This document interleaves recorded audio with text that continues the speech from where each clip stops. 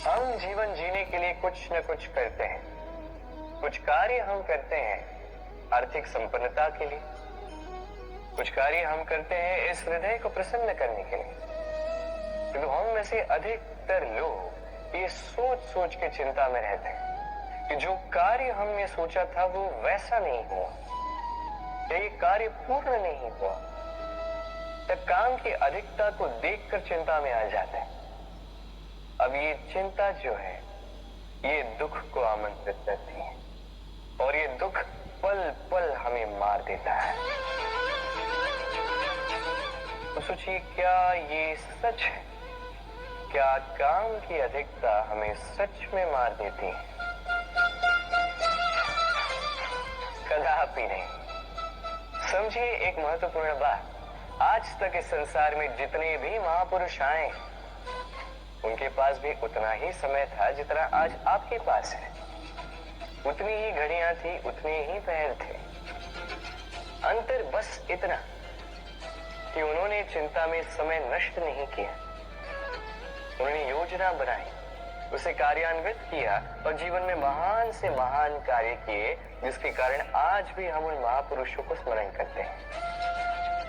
एक महत्वपूर्ण बात स्मरण रखिएगा, काम की अधिकता हमें नहीं मारती, काम की चिंता हमें मारती है। तो इस चिंता को कहीं त्याग दीजिए और निरंतर प्रयास कीजिए। योजनाबद्ध बन जाइए और जीवन में केवल आगे बढ़िए। आनंद ही आनंद होगा। तो थोड़ा सा आनंद निकाल कर मेरे साथ रहिए। राधे राधे। क्षमा, दो अक्षरों का ये शब्द कहने में, सुनने में, लिखने में कितना सरल होता है, किंतु इसे कार्यान्वित करना उतना ही कठिन। सच कहूं तो ये बलशालियों का काम है, दुर्बलों का नहीं। क्षमा मांगने के लिए आपको अपना अभिमान छोड़कर विनम्रता की धरातल पर आना पड़ता है, और क्षमा करने के लिए भी उतनी ही उदारता की आवश्यकता होती है। अब सोचिए, सिंह जिसे जंगल का राजा माना जाता है, वो उस हिरण को क्षमा कर सकता है जिसने उसकी निद्रा भंग की। आप क्यों नहीं कर सकते? जबकि सिंह चाहे तो एक ही प्रहार में हिरण का अंत कर सकता है। जीवन में एक बात स्मरण रखिए, यदि आप में क्षमा करने की या क्षमा मांगने की क्षमता है, यदि आप में उतना सामर्थ्य है, तो आप दुर्बल नहीं, आप अत्यंत शक्तिशाली, क्योंकि आपके पास वो शक्ति है जो अत्यंत महान है। राधे राधे। कभी आपने किसी तितली को देखा है? अच्छी तो लगती ही हो। तितली भला किसे नहीं भाती, छोटे हो या बड़े, सभी को लुभाती है ये तितली। अब सोचिए, इस तितली का आरंभ कहां से होता? इस तितली का आरंभ होता है एक छोटे से अंश से, जहां वो सुरक्षित रहती। अंग को तोड़कर जब वो इस संसार में आती है तो एक कीट के रूप में आती है। कीट जो भूमि पर रेंगता है, जो वृक्ष के पत्तों पर सुरक्षित रहता है। कुछ समय पश्चात होता है एक और परिवर्तन, उसके पंख निकल आते हैं। तब वो तितली बनती, तब वो इस आकाश में उड़ान भरती, सुंदर सुंदर पुष्पों पर रस का आनंद लेती। कभी सोचा है कि तितली ही ये क्यों कर पाती है, कोई और क्यों नहीं? क्योंकि वो उस अंश से बाहर निकल पाती है।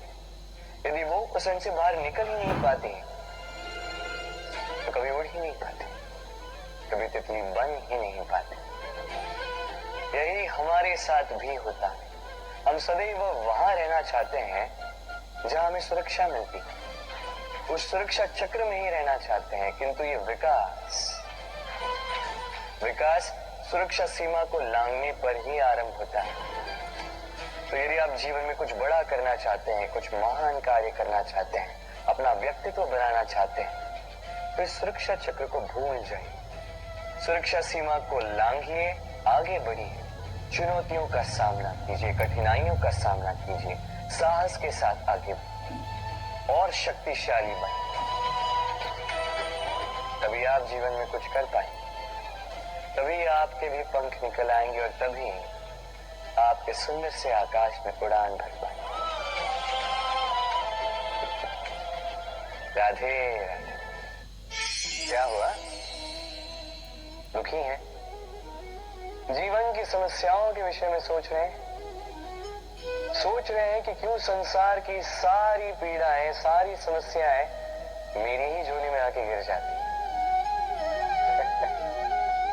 सब यही सोचते हैं। चलिए, मैं आपको विचार करने पर विवश करता हूं। सोचिए, सीप के पेट में कंकड़ की ये पीड़ा सीप को ही क्यों भोगनी पड़ती? वट वृक्ष का बीज धरा में 7 हाथ नीचे अंधकार में घिरा होता है, क्यों?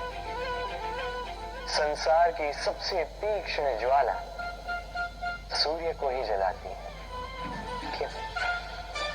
क्योंकि सीप में ही वो क्षमता है कि वो मोती दे सके। वट वृक्ष के बीज में ही वो बल है, वो संसार का सबसे सुदृढ़ वृक्ष बन सके।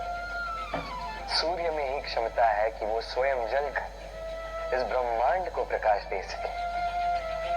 इसलिए जीवन में जब भी विपदा आए, समस्या आए, तो स्वयं को समझा दें कि प्रकृति ने आपको इसलिए चुना क्योंकि प्रकृति ये सोचती है कि इस परिस्थिति में सर्वश्रेष्ठ परिणाम जो है आप ही निकाल सकते हैं। राधे राधे।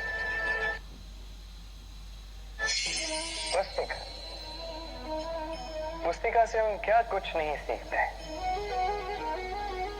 ज्ञान हो, विज्ञान हो, इतिहास हो, सब सीखते हैं। कहते हैं एक अच्छी पुस्तिका, एक अच्छा ग्रंथ प्राप्त हो जाए तो वो सहस्त्र मित्रों के समान है, किंतु यदि एक अच्छा मित्र मिल जाए तो वो समस्त ग्रंथालय के समान होता है। वो आपको कर्म का ज्ञान देता है, सफलता का विज्ञान समझाता है, वो आपको इतिहास में अमर कर देता है। इतना ही नहीं, वो केवल आपको मार्ग दिखाता नहीं, अपने साथ लेकर उस मार्ग पर चलता भी। इसलिए यदि जीवन में आपको कोई अच्छा मित्र मिल जाए तो उसे सहेज कर रखें, उसे संभाल कर रखें, जीवन संभल जाएगा। राधे राधे। प्रतीक्षा, प्रयास, दोनों जीवन के अभिन्न अंग। देखा जाए तो हम सदैव किसी न किसी की प्रतीक्षा कर रहे होते हैं, चाहे व्यक्ति हो, चाहे कोई क्षण हो, चाहे कोई भावना, कुछ भी हो सकता है। और देखा जाए तो सदैव